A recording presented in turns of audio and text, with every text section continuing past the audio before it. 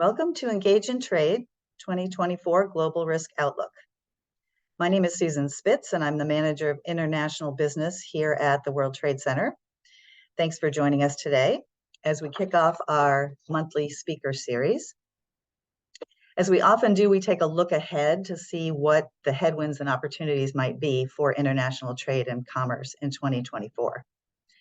So this year, we are focusing a little bit on the risks and in the global supply chain specifically, but we'll also be looking at multiple major events that are affecting the geopolitical landscape around the world. And this makes sense because a lot of the biggest stories in the news lately do affect shipping and the maritime industry. So it's going to be an interesting presentation today. So while our two expert speakers do spend a good portion of their daily lives looking at risk and looking at loss prevention, they've also built their careers helping companies to minimize their exposure to these risks. So we expect that you will come away from the webinar today with some helpful information for your businesses. Just a few housekeeping rules to let you know about. All participants will be muted for the duration of the presentation. But if you wish to ask questions, you can do so using the Q&A button at the bottom of your screen. We will do our best to get to all of those questions by the end of the presentation. And a recording will be made of this presentation. We will be sending it out to everybody who has registered within the week after this presentation is finished. So that's it for the housekeeping. And now it's my great pleasure to introduce to you the Executive Director of the World Trade Center St. Louis, Mr. Tim Nowak. Hi, Tim. Tim has been with the World Trade Center for over 15 years, bringing many years of international business experience in Europe, Asia Pacific, Middle East, South America, and Africa. Born and raised in St. Louis, Tim holds a bachelor's degree in marketing and logistics from the University of Missouri, Columbia, and an MBA from Webster University. And he's also a 2014 Eisenhower Fellow. Tim will now give us a brief overview of some of the work that the World Trade Center does and introduce today's speakers. Over to you, Tim. Hey, thanks so much, Susan. I really appreciate it. And thank you to you and your team for putting together today's discussion, which I agree is incredibly timely with everything that is going on. It's kind of fun. We had a little planning session yesterday, and I got to meet our two speakers by Zoom. And I just walked away thinking, oh my gosh, we really have two global executives, with incredible global experience, and both living abroad, now living in the United States, and just two perfect executives to join us today and to brief all of us as to what's going on here. So with that, I'll jump right in. I'm going to introduce both of them at the same time, and I think they're going to do a little bit of back and forth and a little bit of sharing from their perspective. So without further ado, our first speaker is Jan Steven Kelder. Jan Steven is the Chief Commercial Officer of U.S. Maritime Practice at Aon. And he has over 17 years experience in the marine insurance industry. As a maritime engineer trained at Maersk Line and the Port of Rotterdam, he worked as a marine surveyor for Cunningham Lindsey in the Netherlands prior to joining Aon in 2011. With Aon, he's worked in the Netherlands as a marine cargo broker and global account manager, focusing primarily on cargo and logistics placements for multinationals. In 2016, he moved to Singapore to drive Aon's cargo and logistics book in Asia. And in 2020, he became the head of Marine for Asia. And then just recently, in 2022, Jan Steven moved into his current position in New York as the Chief Commercial Officer. He has a Bachelor of Marine Engineering and an MBA, and we really appreciate you bringing your expertise, your experience here to our audience this morning. Joining Jan Steven is Christopher Law. And Chris is the Senior Vice President, Marine Risk Engineering and Loss Control for Aon Marine.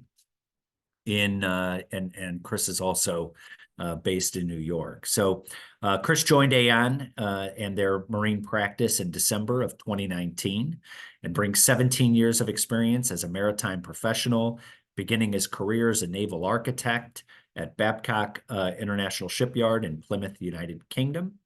He graduated with a bachelor's in engineering honors in yacht and powercraft design from Southampton Solent University in the United Kingdom, and a bachelor's in marine geography from Cardiff University in Wales.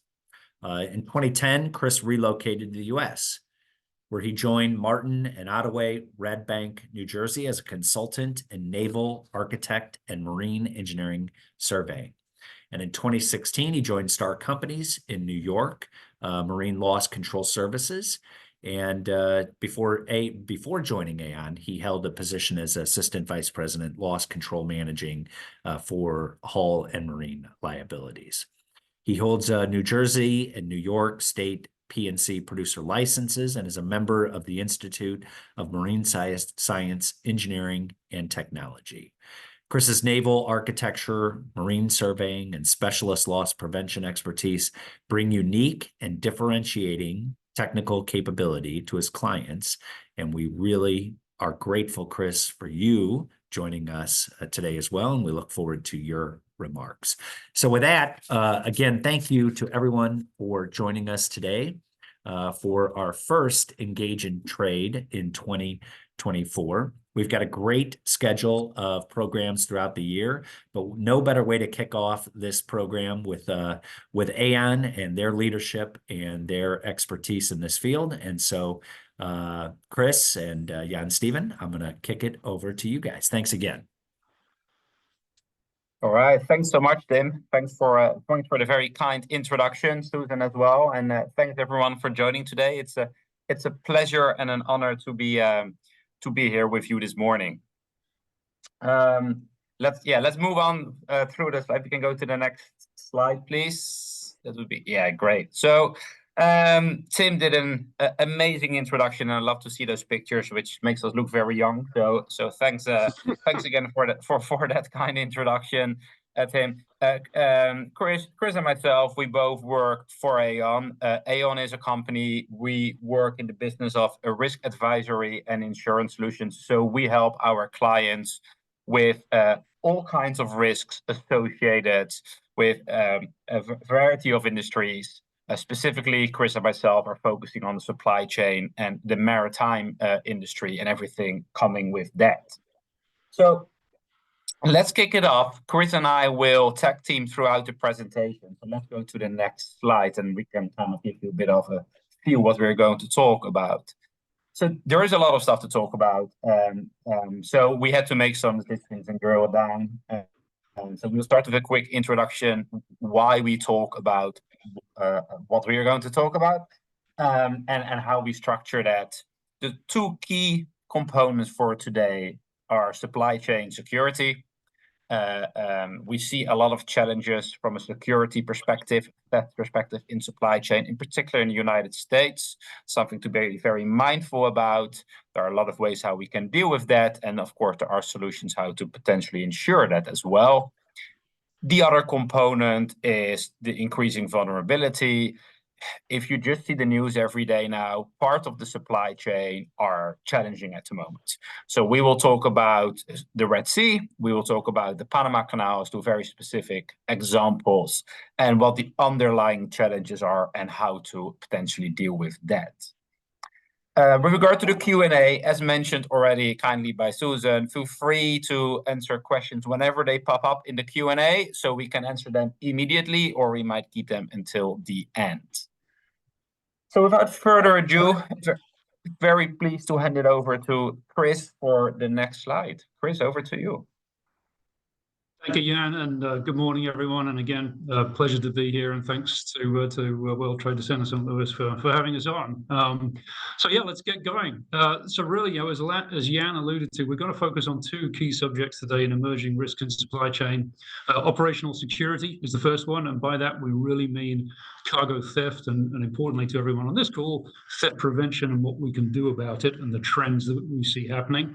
And secondly, this concept of bottlenecks in the supply chain globally and in the US, how we can identify those, what we can do to mitigate risks associated with those bottlenecks, and of course, we'll touch on as a last resort insurance solutions. We often talk about in the insurance industry and broking industry acting as a prudent uninsured. So in other words, what would you do if insurance wasn't an option? Okay, so and that's an important theme for today's presentation. Those two focus areas obviously don't stand alone, and there's a lot of political, geographical, and climate influence and risks that are going to affect our emerging trends. We talk about political risks in terms of Russia, China, Ukraine, Israel.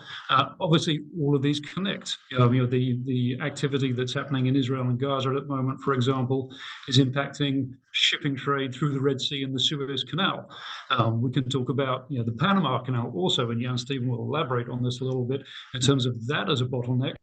That is related to climate risk and drought in that region. And at the same time, when we talk about climate risks, it's very popular in media at the moment when we talk about increasing severity of storms, of wildfire risk, and catastrophic hurricane type events. So all of these background risks are interconnected and will have an impact on the two focus areas today. And of course, I'd be remiss not to mention pandemic as well, as obviously we're all been exposed to that, pardon the pun, in the last few years. So we can go to the next slide.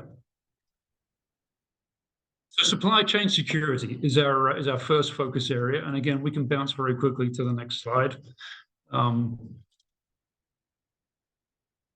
This is not a new concept. Theft of cargo in the supply chain has been an issue for a long time.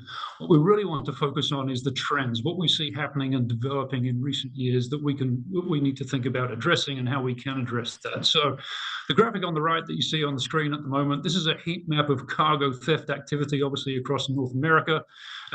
The concentrations, the dark red colors and the oranges that you see, those are the highest frequency cargo theft areas in the US. So you can see, and I'll highlight a couple of these for a reason. Southern California, the port area of Long Beach, Los Angeles. And we've also got concentrations in Texas, in Florida, and in Georgia, and to some extent up in the Northeast as well.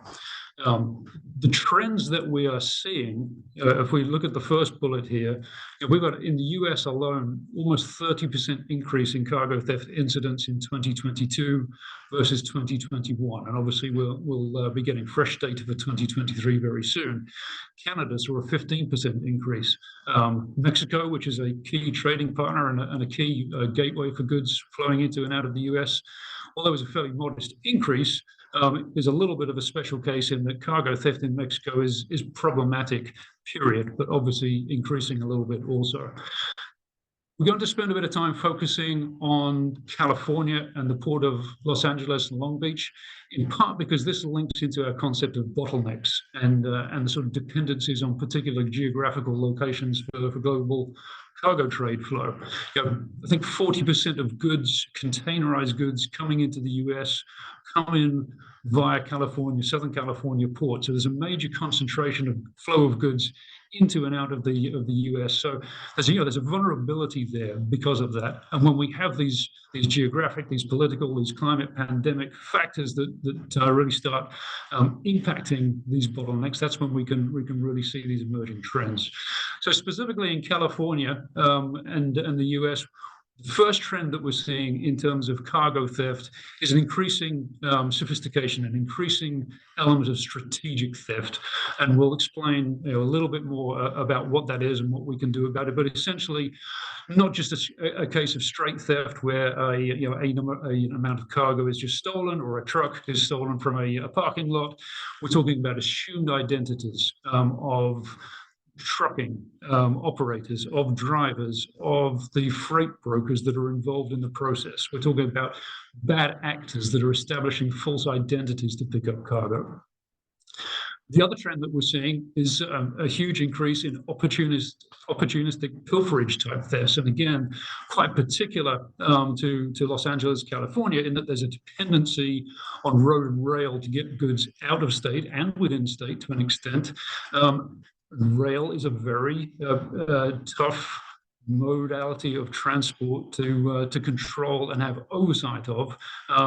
We have slow-moving wagons. We have stoppages when the wagons are moving between locations and rail yards. So there's presentation of opportunity that has increased for thieves. So we can go to the next slide. So this is, again, another trend graphic looking at cargo theft in the US. And really this one sort of illustrates the presence, if you will, of cargo as the #1 state in the US for cargo theft as an issue. And the other element of the trend that we want to point out here as well is the bright blue bar that you see on the left. That's Q2 2023. Being compared with Q1, the green bar 2023. So you can see the trend is upticking in particular for California. And again, upticking with respect to Q2 2022. And I think the percentages there of overall theft in the US, particularly for 2023, really do stand out for California as a state. Next slide. Let's look at some of the reasons behind this Southern California emerging trend. Back in shortly after the pandemic, this supply chain disruption that was associated with the pandemic really started to drive some of these key issues. Port congestion was a huge issue. At one point we had over 50 vessels waiting at anchor to bring goods into the US and obviously to take goods back out of the US. I think the peak value was somewhere like 65 vessels waiting at anchor, and that could be for weeks at a time. So what does that mean? That means a lot of goods sitting in the port waiting for export. It means a lot of goods sitting at the port awaiting clearance for onward transportation. The port areas were at capacity or over capacity, so there was the evolution of novel or temporary storage areas for cargo. So there's an accumulation of risk, not just within traditional secure areas within the port, but obviously less secure and novel areas outside the port. Couple that with an overall increase in goods moving in and out of the port as well, because obviously we have to try and move these goods on and move them out. So in other words, the theft opportunity increased. It increased because we saw this increase in temporary and less secure storage locations. We saw an increase in flow of goods generally, a lot of that on rail wagons. And again, rail transportation is very slow moving. We think of secure rail yards, but quite oftentimes the trains and the carriages are so long that they're stopped outside of rail yards in areas where it's very difficult to maintain oversight. So again, there's a very opportunistic element to the pilferage factor, or the pilferage, stealing and theft from rail transported goods. At the same time, keep in mind that sophistication of cargo thieves and cargo gangs is also increasing. So there's sort of constant trying to keep one step ahead of the game. And as I sit here and say all that, it's not all doom and gloom, right? And I think the other message, and this is an important message on this slide, is when well-planned and implemented security measures are put in place, or standard operating procedures, SOPs, we can see real success in cargo theft prevention. And by well-implemented security plans, we mean understanding and identifying our vulnerabilities. And if we think about, for example, goods flowing into the US from China region via Los Angeles, what are those vulnerabilities? Well, they're the storage locations, as we've talked about, as the goods are coming in. They're the carriers or the truckers that are actually picking up our goods. Do we know them? Do we trust them? They're the actual in-transit modes of transport. How vulnerable are our goods? How well are they being monitored? How well are they secured as we try to get them from in point origin A to our destination point B? There are going to be transload facilities involved. Again, it introduces an element of risk. And by transload facility, you're moving the goods maybe from one truck to another or from a different modality. And absolutely key in all of this, and this is going to be a recurring theme, is the people. We have to make sure that we've got training and engagement of our people in our security plans. So when we talk about security and security plans, we talk about layered security and layering of our standard operating procedures, our SOPs. And we'll go through these in a little bit more detail in a minute. Just very briefly, we're talking about vetting of our carriers, our trucking operators, planning our routes, establishing protocols for reporting in to dispatch so that we know our goods are on track. For certain high-value commodities or critical commodities, we can talk about GPS tracking and geofencing. And again, a critical element of any of those plans is the real-time monitoring, the response, and the ability to initiate a recovery escalation if we think that something has gone wrong. And again, people are critical to all of those elements. And then at the end of the day, we need to make sure we've got the compliance performance monitoring in place as well. In other words, are our standard operational procedures being implemented? And that's a critical feedback loop. So going to the next slide very quickly. So this is a slightly more in-depth look at how we might layer a security approach for goods coming into Southern California. And we've really sort of broken these out into the vulnerabilities working from the left side of the slide through to the right side of the slide. So starting on the left-hand side, on our import phase, what are the risks? Well, we've talked about these, right? These are sort of pandemic and congestion, bottleneck-driven, off-site storage type risks that are traditionally not as secure, perhaps as secure port locations. Well, what can we do about that? Well, we can think about physical security of the container itself if our goods are containerized, and that's high security locking type devices, high security seals and recording the numbers of those seals, inspections to make sure those locks and those seals are in place. We can talk about the facility physical security. Are the locations that we're using supplied with CCTV networks? Is the lighting sufficient to make the CCTV effective? Are we backing up those CCTV records to make sure they're available for a period of time? Are the facilities fully secured and bounded by fencing with controlled accesses? And do we have 24/7 security guards with roving patrols, for example? And these are all best practice concepts. We talk about then facility procedural security in our standard operating procedures. Have we trained the employees in understanding what these SOPs are? Are we vetting them to make sure that they're being implemented? Are we minimizing information on the commodities that we have in storage there? And also, again, are we performing vetting processes at these facilities when the truckers and drivers show up to pick up our goods to move them in or out? Then we can talk about the next column, carrier selection. And by carrier, we mean the trucking operator. The risks here, obviously, are, we've mentioned this a little bit, is potentially bad actors, people either assuming identities, or we have had examples recently of cargo theft gangs who will set up a trucking entity. They'll operate that trucking entity normally and with no theft for a period of time to establish trust, to establish access to cargo.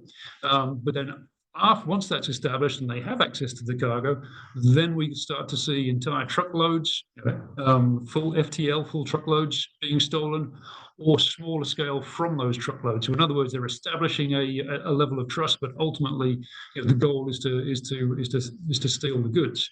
Another risk is LTL, less than truckloads. When we put our cargo in shared load transit, obviously, there are probably going to be multiple stops then for that cargo to be delivered to final destination. That introduces a lack of control and an increase of access into that truck and the facilities that it's going to visit. Weak security standard operating procedures is another risk. And as we mentioned, poor implementation of good standard operating procedures. So in terms of controls, what can we do about this? A key aspect of this is vetting, and you'll hear this from many of your logistics supply chain partners. Maybe you engage with third-party security, supply chain subject matter expertise, but there are ways that we can examine a trucker to establish a level of due diligence that they're a bona fide operator and that we have a level of confidence and trust in how they're going about their business honestly and ensuring that our goods are getting to from point A to point B. There are other resources such as the Department of Transportation Safer website, where you can do a basic search for a trucking operator's operational record in terms of insurance carriage, in terms of inspections and compliance. And then obviously there are third-party vetting specialists, and we're starting to see this increasing now, particularly around security, where we talk about these sort of bad actor freight brokers or trucking carriers. Let's make sure that we're establishing that these are safe, bona fide operators. So then we move on to the next column, which is the pickup and in transit and delivery. So in other words, our goods are now in transit. What are the risks here? Well, again, the risks are false or assumed identification of a driver or trucker at pickup. Whether we're moving goods within California in this example or out of state, we're seeing that theft gangs are surveilling goods from pickup point for several hundred miles, looking and waiting either for an opportunity to make a direct steal or to pass on intelligence to gangs who are waiting further down the road. They themselves then might make the theft or the hijack or the interception. We're also seeing that known rest stops on routes out of California are being patrolled and monitored by theft gangs. They're looking for unattended loads. They're looking for that opportunity. And one good example is Mojave County on I-80 in Arizona. It's a route out of California for specific goods.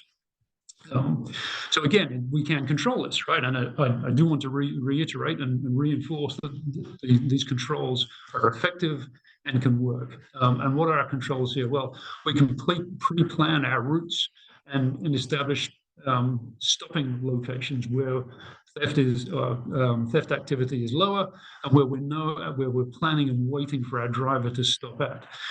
We can talk about planning pickup day and time. There are certain times of the day and certain days of the week where theft activity is higher than others. We also want to be making sure we're picking up and loading our cargo when there's a full security employment at the location in daylight hours, so not a Sunday night, for example, or a Friday night. We want to make sure that we've got fully fueled trucks, team drivers, especially for high value goods. So in other words, we don't have to make a stop in close vicinity to the pickup location. We've got nominated call-in time. So dispatchers waiting for our driver and expecting a call to come in to say, yes, all's fine. If that call doesn't come in, then we can escalate a response. Driver and trucker ID verifications. Again, this is absolutely critical to make sure we're verifying that the driver we're expecting to show up in the truck we're expecting to show up is the one that's actually coming to pick up our goods. Documenting from a photograph perspective our loaded goods and our truck. And for high value goods, just the last one I'll mention here very quickly is the concept of GPS tracking and geofencing. In other words, we can put covert trackers in our cargo, we can put trackers in the truck, and we can geofence a route so that if that truck and cargo deviates outside that route, we'll get an alarm, which we can then escalate a response and maybe engage law enforcement if we need to. And the final component on this slide is, again, coming back to the compliance. If we've established these SOPs, absolutely critical to make sure that we're monitoring that they're being established effectively, and if not, that we implement corrective actions. So on that note, I think we're ready to move to the next slide. I will hand over to Jan Steven. Yeah, thanks, Chris. And before I start, Betsy Cohen asked a question which I think is a very good question in the Q&A. Is the seller of the goods or the buyer responsible for the safe transit to the final destination? Very important question. And it depends. It depends basically what you agree. And you use your Incoterms typically for that. And some clients, when they are very comfortable and have a lot of control over, for example, an import. So, for example, carrier selection and all the points Chris mentioned in the California, for example, if you would import via that part, you might be more comfortable being responsible yourself, because then you have the least risk of issues occurring. At the same time, you might trade, sell or buy in areas you are not so comfortable with. And in those situations, you might feel like your partner, your seller, your buyer, is more comfortable and has more experience in an area and can help you out there. So I think it's a very good question, because it is something you really have to actively think about. And that is also going to this slide. And I appreciate insurance might not be something you are working on day to day, or maybe not everyone on this call, but it's critical because initially, and that's the first point, you want to do everything you can to mitigate and prevent the loss. But as Chris highlighted in his stats, that's not always possible. We still see quite a substantial number of losses. And you want to make sure that for those cases, you have appropriate insurance solutions. The main insurance solutions is what we call cargo insurance, which kind of covers your goods whilst they transit from A to B. And there are two ways how you can buy that. You can buy it yourself, buy an insurance company, find an insurance broker like us or an advisor, or you can go for via your logistics service provider, for example, with DHL. They typically offer that. Our advice typically is to go directly to an insurance company via a broker or an agent, because then you are not relying on an insurance carrier who technically is working for a DHL or whoever the logistics service provider is. There is a financial benefit to it as well when you buy it yourself, but the main thing is you want an insurance partner there who kind of works with you on this and understands you. The other part is, which is really important, is when you deal with your logistics service providers, when you import or you export for that matter, understand what their liabilities are. Quite often they might be liable. So you need to understand what is that liability, not to which extent. Are they insured for that liability? So asking them for their insurance certificate, something we would always recommend to do as well, just to have that comfort in place. And then when you talk about your own kind of solutions, most insurance policies should not have any restrictions with regard to theft, meaning that if you have a theft issue or a pilferage issue, it should just be covered irrespective how that theft occurred. Now, we do see some solutions out there where there are limitations. So, for example, there need to be signs of breakage or there's higher deductibles. In those situations, we always try to advise, to kind of push back there to your insurance company and ask your advisor for help there, because you should not be penalized by the fact that thieves become more sophisticated. And the last part I want to kind of quickly touch on is traditionally, and I think this is a good moment, and that is stock throughput. So let's move to the next slide. Traditionally, what we see is when you buy insurance in a supply chain, you buy it fragmented. So you have a property insurance for your building, and most of the time your inventory is in that building. And then you have a cargo insurance or inlet marine insurance for when goods move from A to B. There are various challenges around with that. The main one is it's an inefficient spend. I mean, if you you buy all separate policies, they will have different covers. Are those covers aligned? But I think the key point in the context of what we are talking about today are claim settlement issues. Quite often, you will only figure out that something happened when you open a container at final destination. And we see that a lot. You don't really know where in the supply chain that a theft happened, or it doesn't even have to be a theft, it can also be a physical damage.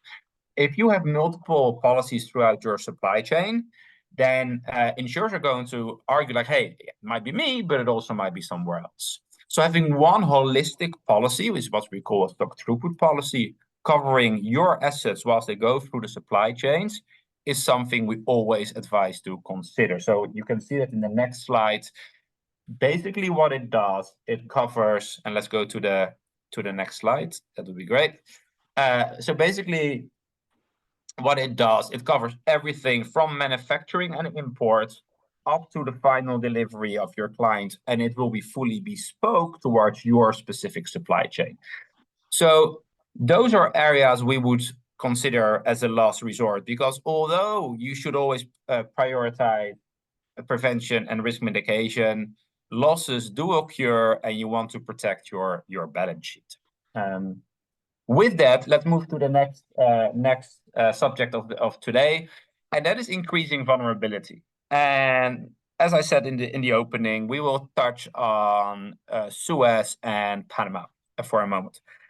The other big point I want to highlight, and Chris touched on it already, is the Port of Long Beach. We rely heavily on the Port of Long Beach and that area for imports in the US. And you have a few ports in the east as well, of course, Savannah, Charleston as key ports, and maybe Newark. Those quite often you do not know, or you have limited control how your goods are being imported, because you don't really know when you go to a shipping company or a freight forwarding company which vessels they will use and which port they will use. We see those areas, the specific areas, we see more hubs. So we see more accumulation, as we call that, of risks in one area. And Long Beach, for example, we discussed the theft challenges. We also keep in mind that it is one of the most risky earthquake zones. And this is not something, we are not here to kind of scare, right? Or kind of say, look how dangerous the world is. What we really want to show with those examples, and let's go to the next slide, is, hey, there's a lot of stuff going on in the world at the moment. Be very aware about it. I mean, these major issues, like I will touch on now, we can see in the news, but there are other challenges, like, for example, an earthquake risk in Long Beach, or you might be dependent on imports out of Taiwan, for example. Be very aware about the challenges which come with that. And what we see in the news now all the time, obviously, is the Red Sea. So I'm not going to talk too much about the issue itself. I assume that the majority, if not all, of the people know what's going on. There are a few points I just want to highlight. The freight rates are rapidly increasing. Why? It is relatively obvious. When a lot of container vessels in particular, but also other vessels, decided to avoid the Suez Channel. As you can see on the map, you have to go via the Red Sea, and it's a very narrow approach out of the Gulf of Aden. That is something where we need to be very mindful of, that you can't avoid it. So you see clients moving around. That costs more money, in particular fuel. We also see insurance covering, removing cover for war in that area too. So your coverage might be restricted when you go through that area, and you might not know if you have cargo through that area. So those are points which are critical. And let's go to another bottleneck which we see at the moment. I'm conscious of time, so I'm speeding it up a little bit, and that is the Panama Canal.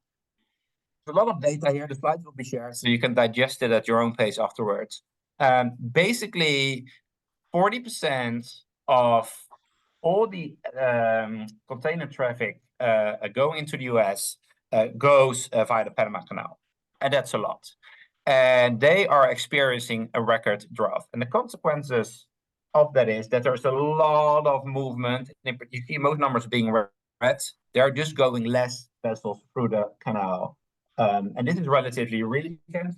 They expect it to be worse until May this year. Only after May, when the rainy season starts, they think the lake will get enough water so it can kind of fill the locks again, because that's the whole issue. And if we go to the next slide, you will see, yeah, there we go. Well, here you will see there are a couple of points which are heavily impacting our clients at the moment. The auction. So the authorities, they set up an auction so you can prioritize your vessel to go through that. We have seen prices into the millions for vessels if they want to get a priority in the queue to get through the locks. As a cargo owner, you're going to pay for that. It's all going to push through towards cargo owners.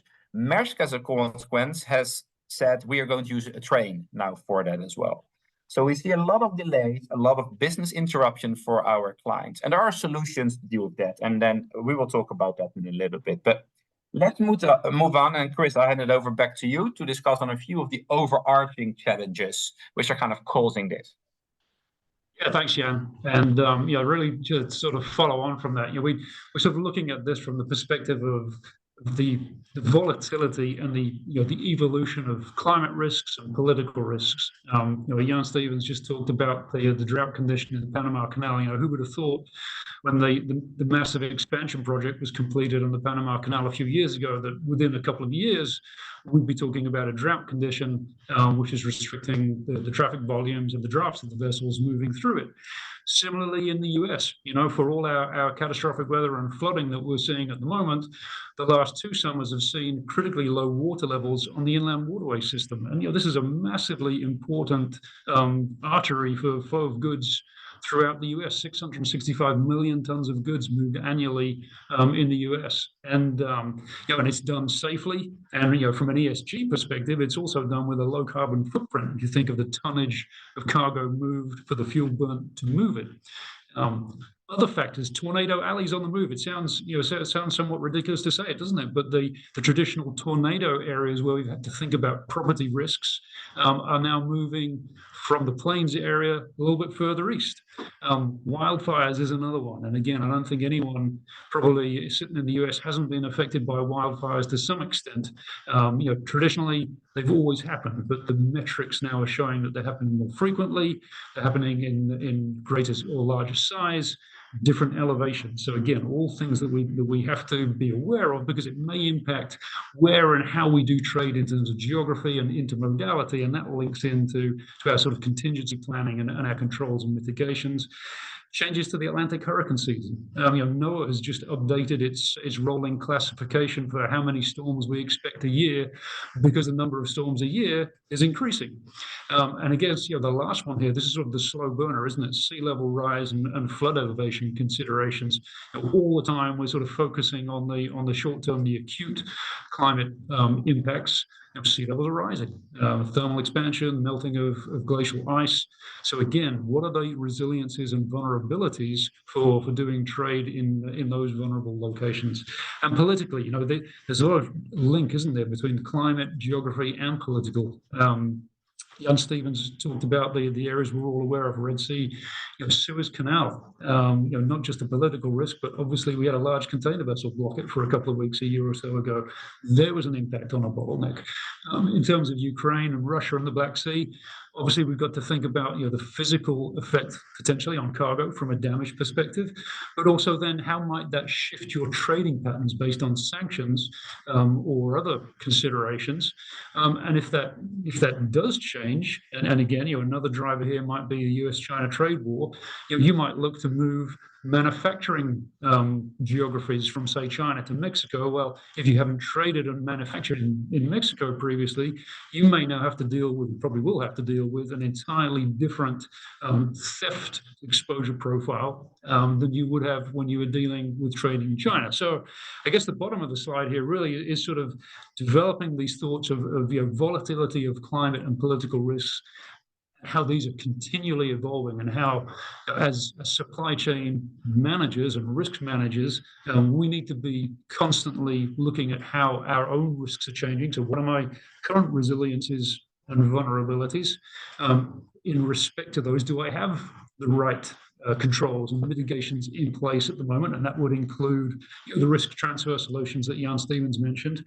What are my options? Can I move geography? Can I move modality? Interesting, Jan Steven mentioned with the Panama Canal, one of the carriers is now looking to, rather than transport the ships through the canal, bypass it completely with an intermodal land route. Well, that increases or changes the risk profile. So goods are now having to be transloaded twice, and maybe being stored in an area that's vulnerable to hurricanes. So again, things to keep in mind, that things change from one impact, right?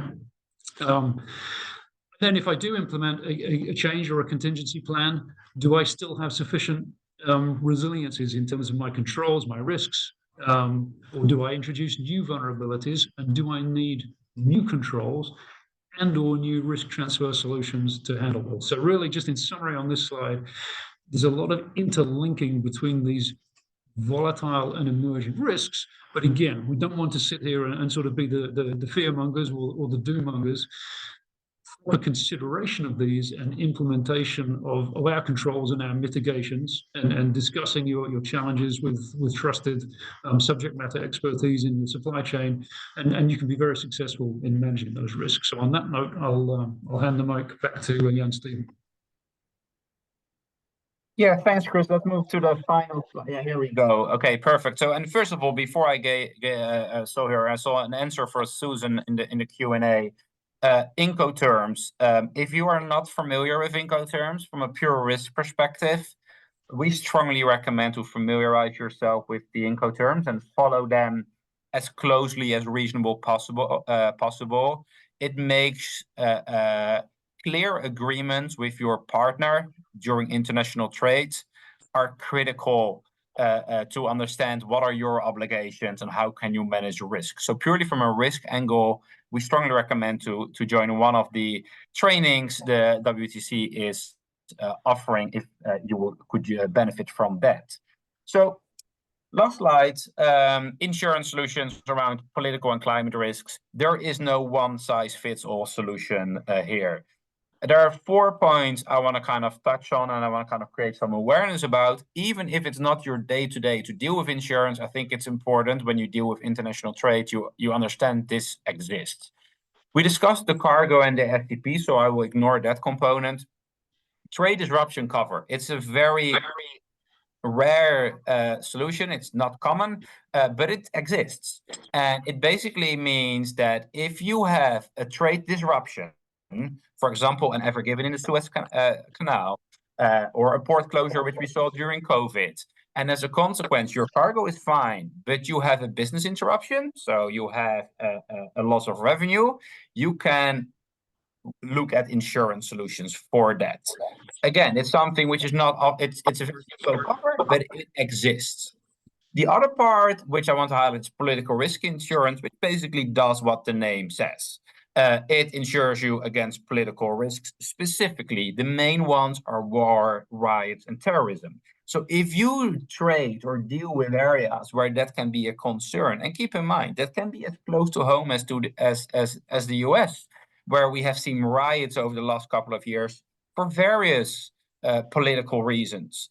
There are dedicated insurance solutions for those concerns. And the last one, and that is which is a more newer solution, which is really upcoming at the moment, that is what we call the parametric insurance. And that is a solution where you buy an insurance which is not triggered if you have a loss. It is triggered by a predefined event. So what does that mean? It will trigger when the wind exceeds a specific force, when the water levels go below a specific level, when there is an earthquake above a specific kind of number. You can predefine that. There's a lot of data which insurance companies use. And when that trigger is hit, so for example, if the Panama Canal goes below that specific level, you will get a fixed pre-agreed payout. Where does that help? For your potential additional costs, for your potential delays you might have towards your client or commercial implications. That is something which is worth looking into if you deal or are going to work in areas which are vulnerable to natural catastrophes or weather-related challenges. So basically the climate challenges we are seeing. So I appreciate we shared a lot of information in not a lot of time, and I think we actually used a little bit too much time, but I didn't hear Susan in the back, so I think we're still good. Thanks for the questions so far. If there are any other questions, feel free to use the chat or maybe speak up, I think. Yeah, put any questions into the Q&A at the bottom of your screen. And yes, thank you, gentlemen, both of you. I don't think I ever was going to expect that insurance information would be interesting, but I think you've made it interesting. So a couple questions that I had, and just that'll give folks a minute to get their questions typed in there. A couple years ago, anyway, we heard a lot about blockchain, and it seems like maybe blockchain would affect some of these security issues. And can you talk about that? Is that still a thing? Yes, thanks, Susan. Yes, it's a short answer to that. And it's not just blockchain, it's cyber risks in general. So we have seen situations whereby, for example, the APM, the Maersk terminal in Rotterdam, was hacked. And it was down for, I think, 3 days or something like that, which was hundreds of millions of dollars losses for Maersk itself. But it was also impacting clients who had containers there on the terminal and they got stuck. A lot of traditional insurance policies don't have solutions for that. Risk management, thinking about cyber in your trade is critical, and blockchain is definitely a part of that. So yeah, that's a very good question. Thanks. Okay, and then we do have a question in the Q&A. Piracy used to run to 16 billion in the Red Sea. Is that still an expensive problem? So we've got obviously the Houthi attacks, but is there still piracy issues going on? Not so much. I mean, piracy is actually surprisingly a thing which I always thought it was be like for a few 100 years back, but it's definitely still exists. The current hotspots are primarily West Africa. We of course seen, and maybe a few of you saw the movie Captain Phillips, which was of course on the more around the Red Sea and around Somalia. That eased down substantially. It's still there, but it's not a major concern. On one of the slides where I used the Red Sea map, the source of that is DNK, which is basically the Norwegian hull club or an insurance company. They do great write-ups on all piracy levels, etc. So we always use them as a resource. So if you're specifically interested in piracy as a concern, I can strongly recommend you to kind of use that data, which is in the slides. Yeah. Okay, so maybe that's maybe there's a link that we can include when we send out the slides afterwards to them. I can do that. But piracy is it's up and down going through. Primarily West Africa at the moment is the main piracy concern in global trade. Yeah. Okay, thank you. Another question from Bill Lloyd. As both an importer and exporter, what main criteria or risk elements or company knowledge do you recommend my company considers when negotiating Incoterms with suppliers and customers? So back to the Incoterms topic. Yeah, and it's a great question. And I think with Incoterms, there are multiple components, obviously. We fully appreciate that there is also a commercial component there.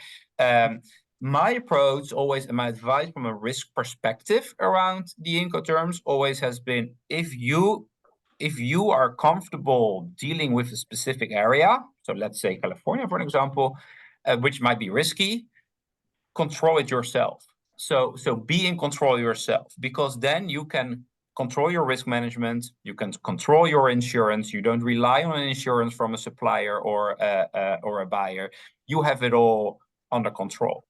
Only when you are trading in an area where you're like, hey, I'm not comfortable here, I'm new to this area, or I don't do a lot in this area, but your seller or buyer is much more comfortable there, we typically advise, okay, if it commercially makes sense, try to rely a little bit more on that side, and then you can say, okay, I stop the risk at the port, and then after the port, for example, they take it on. That is from a pure risk perspective, typically our advice, based on your experience and comfort with the region. Yeah. Chris, is there anything to that from your side on that one? Yeah, no, I think, but anything I would add to that would be a little bit beyond the Incoterms, and just I'd come back to the concept of the due diligence and the vetting on your partners involved in those processes, right? So where Jan mentions risk attachment and detachment from the Incoterm perspective, if you don't have a huge level of familiarity in a particular geography or location, then there are certain standards, and we can provide links to resources. TAPA, for example, the Transported Asset Protection Association, CTPAT, the Customs and Border Protection certification elements, which you can look for in your trading partners to sort of give you your risk management due diligence, sort of warm, fuzzy feeling that the folks you're dealing with are bona fide operators in conjunction with optimizing the Incoterms. And that CTPAT is another resource that we get questions about here at the World Trade Center from time to time, and we've got a network of attorneys and different experts, accountants, and things who know about how to work with that. So some more links that we could provide in the follow-up. Okay, thank you. And then this question from Maria de Gregorio. Will these supply chain challenges be encouraging U.S. companies to diversify their suppliers, maybe motivate them to buy more local? Obviously, there is still the challenge of theft on the U.S. roads, but it looks like maybe it could be managed. Have you seen any increase in U.S. domestic traffic due to more local transactions? I know during the pandemic, we saw a lot of nearshoring, companies moving from their importing to China, moving their imports to Mexico, for instance. But what do you say to that? I think that example is one of the best examples where we see a lot of challenges at the moment. So first to answer the question, yes, diversification from a pure risk management perspective is always good. Strongly recommend that. Don't try not to rely too much on suppliers or specific port, etc. But we appreciate that's not always possible. The example you gave from China to Mexico, in China, theft is not an issue, hardly. Theft is hard. Mexico, theft is a really big issue. It's arguably the biggest challenge for us, and Chris and myself are working with a lot of clients on Mexico at the moment to mitigate theft. And it's not just what you think, like consumer electronics, etc. But yes, it is, and that is a consequence of a political, the trade war, the U.S.-China trade war. Right? A lot of people move their productions, or at least part of their supplies, to countries like Mexico, and we see more thefts there. And that's fine. It's just be very mindful that that happens and make sure you are prepared for that, because we do expect that trend to continue. That we see more goods going out of Asia, in particular, to Mid and South. Thank you. Yeah, I think. Go ahead, Chris. I would just follow up and reinforce, the concept of this sort of layered security approach, particularly when, if considering moving operations to Mexico. It's again, we don't want to fearmonger, but sort of anticipate a theft or an attempted theft moving goods into and out of Mexico, as opposed to it being a possibility. And there's a sort of continual industry in cargo theft in Mexico where the gangs are continually looking for weaknesses. They surveil airports, they surveil port locations. They're looking for the folks that don't have escorts, or they don't have other security protocols, that are loading at particular times of day, low security presence. And the other final point there is, when you are building those in-country protocols, it's really important to, as far as you can, use in-country local intelligence as well. There are certain law enforcement connections, for example, that you may have to lean on in a critical recovery operation that are going to be a lot more useful to you than others. So very, very much use local in-country intelligence. Thank you. And then that sort of builds on another question I had, but actually I'm looking at the time and I'm going to hold that question because we just have a couple more minutes. Thank you so much. This is fascinating. And I agree that you did a good job of balancing, not scaring us, but talking about solutions. So thank you very much. And we will have more events like this coming throughout the course of the year. Some of them are more technical and some of them are less technical. And we do have an evaluation here. There's a QR code on the screen that these two screens are going to go back and forth here. There's a QR code that you can use to submit your evaluation. And then Annie, I think if you're able to put a link in the chat, that would be another way to go to that evaluation. But wanted to mention two events that are coming up in February, and they're kind of on opposite ends of the spectrum in terms of where companies might be or where individuals might be in terms of their knowledge. The first one, Demystifying Exports and Introduction to International Trade, is really just what it sounds like, very, kind of getting those first steps, and it's an interactive webinar where you have a chance to take an assessment and see where your gaps might be if you're ready to export, and work with companies, with myself and another organization that will help figure out how to fill those gaps. So it's kind of an intro event. And then on the other end of February, on Leap Day, actually, February 29th, we will have another webinar on origin and countries of origin issues and marking and how that affects duty savings. So that one's going to be a little more technical. We've got an amazing expert consultant from Kansas who's going to be speaking there. And then if you would like to learn about coming events, please go to the World Trade Center website that you see at the bottom of the screen, and on the lower right side, if you scroll down, you can add yourself to our email list and get invitations to coming up events. We are right at 11 o'clock. Thank you, gentlemen, very much. We've appreciated all that information, and wishing everybody a happy and safe and prosperous 2024. Thanks. Thanks very much, everyone.